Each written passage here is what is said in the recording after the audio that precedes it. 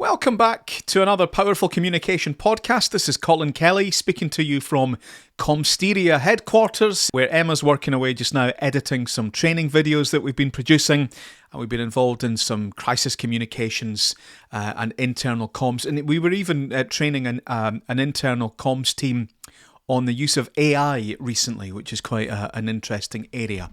I want to talk today about, this balance between giving our employees freedom and the right to express themselves and have the personal opinions and a personal life versus the expectations and the values of the business. And my observation is that over the last 10 years, but maybe particularly since we got back after COVID, I think the pendulum swung far too far in one particular direction. And I see not all businesses, but lots of businesses basically bending over backwards and tiptoeing round their employees. And here's the thing.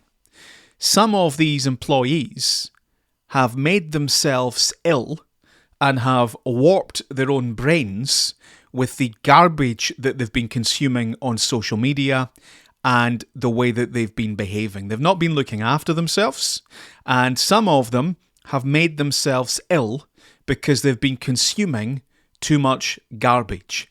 And they have a warped version of reality, and they're bringing that into work. And there's too many workplaces, and internal comms and HR are bearing the brunt of this, tiptoeing around them and bending over backwards to accommodate them. And it's causing mayhem. I was looking at somebody's social media policy the other day, a client's social media policy. It was a very good one. And it contained phrases such as, of course you can use social media in your personal lives, but you need to do it in a way that upholds our values and that doesn't lead to a situation where it could damage the company's reputation. Now, that's all fairly standard. You see that in lots of social media policies. You see that in lots of disciplinary codes, the handbook that you might get in your first day in work. I mean, we've been doing this even long before social media. And it's basically saying, listen, if you behave in an absolutely outrageous way in the pub or in the street or even in your own home, we can get rid of you, right? And I'm sure you've all seen and heard of lots of examples of that. Drink driving, domestic abuse, a brawl in the pub, a fight at the Christmas party, anything like that. All sorts of situations where the behaviour, yes, you did it in your own time, but we can't employ somebody that does that.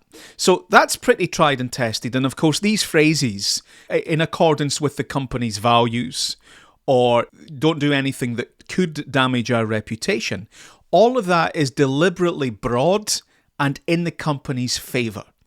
In effect, if you do something in your personal life or say something on social media, on your personal accounts, and if the company want to get rid of you, they kind of can, okay?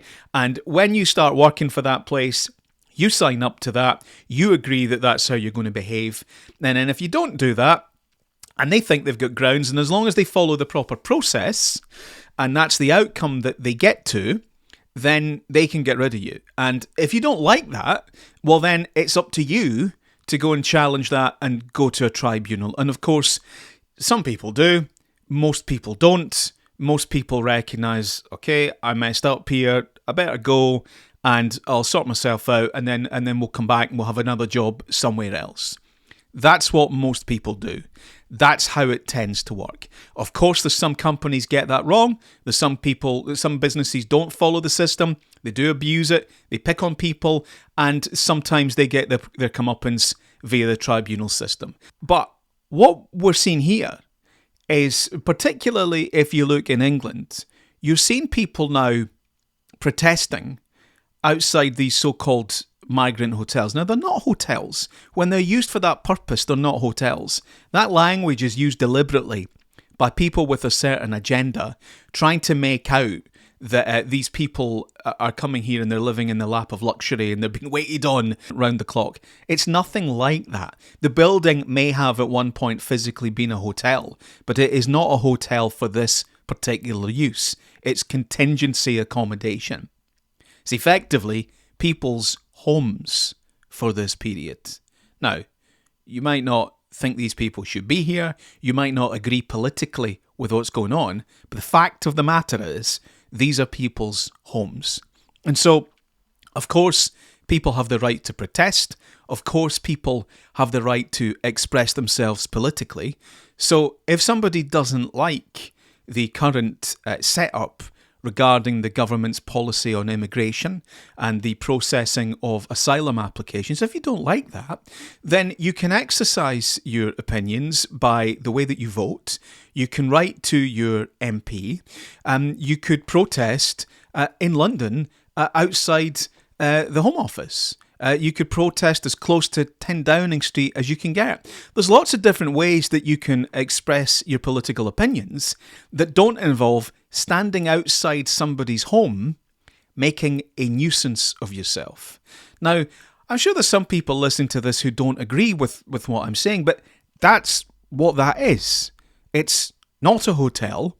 It's not the place where the government exercise the policy. That's in London. That's at the Home Office.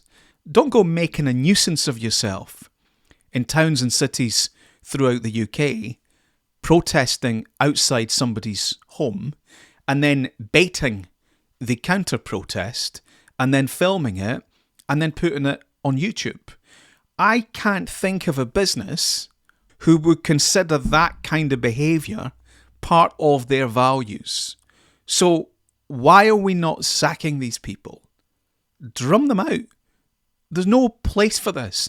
You've set the values, and you can't just play around with your values on social media when it's all nice and fluffy and it suits you.